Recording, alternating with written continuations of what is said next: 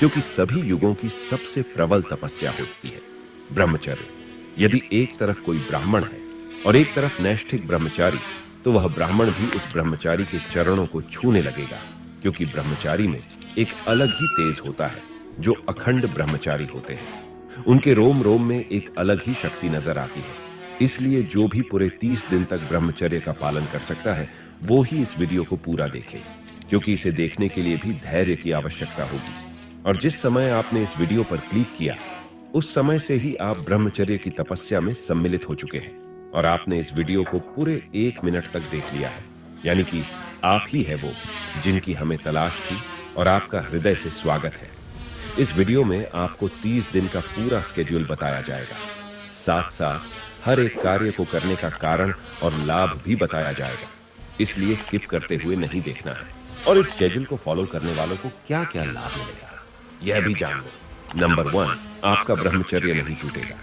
Number 2, आपके शरीर में शक्ति का विकास होगा। नंबर 3, आप मानसिक रूप से बहुत मजबूत हो जाओगे। नंबर 4, आपके शरीर में टेस्टोस्टेरोन की मात्रा बहुत उच्च हो जाएगी।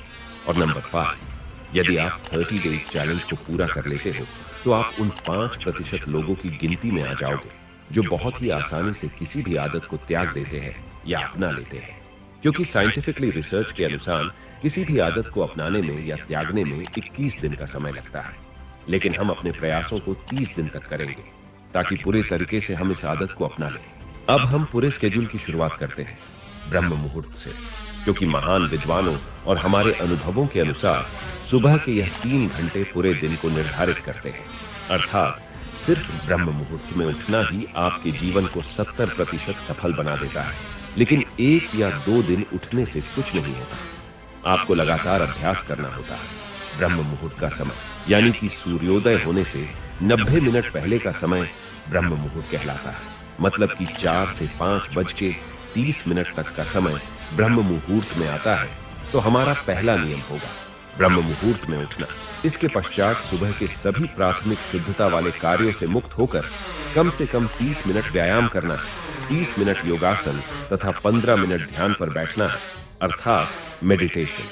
अब आप व्यायाम करने से पहले 2 केले खा सकते हैं और व्यायाम में दंड बैठक लगा सकते हैं, पुशअप लगा सकते हैं, या इसके साथ और भी क्रियाओं को व्यायाम में शामिल कर सकते हैं। 30 मिनट व्यायाम करने के पश्चात 5 मिनट का आराम लें तथा फिर 30 मिनट योगासन करना है, जिसमें कम से कम 10 बार सूर्य नमस्कार के पूरे स्टेप्स को दोहराना है। यदि आपको सूर्य नमस्कार नहीं आता, तो किसी से इसके बारे में जानकारी ले या यूट्यूब पर देखें, क्योंकि इसे करने से स्पाइन की अलाइनमेंट बेहतर होता है, जिससे बॉडी का पोस्चर ठीक रहता है। साथ ही फ्लेक्सिबिलिटी भी बढ़ती है, मसल्स मजबूत और बेहतर शेप में आ जाते हैं। सूर्य नमस्कार पूर्ण होने के पश्चात 5 मिनट शवासन करना है। इससे आपके शरीर में रक्त संचार अच्छे से होने लगेगा और व्यायाम के कारण सांसों का संतुलन होना ठीक हो जाएगा। अब यह 5 आसन जो ब्रह्मचारी के लिए बहुत आवश्यक होते हैं, तो इनका अभ्यास भी हम करने वाले हैं। पहला है पद्मासन, दूसरा है वज्रासन, तीसरा है सर्वांगासन, चौथा है मत्स्येंद्रासन और 5वां है हलासन।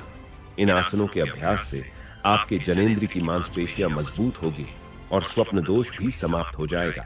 एक और बात कि इन सभी व्यायाम और योग का अभ्यास करने से आपके शरीर में टेस्टोस्टेरोन की मात्रा 10% बढ़ती है, और टेस्टोस्टेरोन की मात्रा जिसके शरीर में जितनी ज्यादा होती है, वह उतना ही बलवान होता है। अब यह सारे आसन करने से आपके शरीर का तापमान ज्यादा हो जाएगा, इसलिए 5 मिनट फिर से आपको शवासन करना है। इसके पश्चात कम से कम 15 मिनट मेडिटेशन करना ही है, लेकिन आप शुरुआत में ध्यान नहीं लगा सकते, क्योंकि आपके मन में बहुत ज्यादा विचार पहले से होंगे। इसलिए हम आपको ध्यान लगाने की 2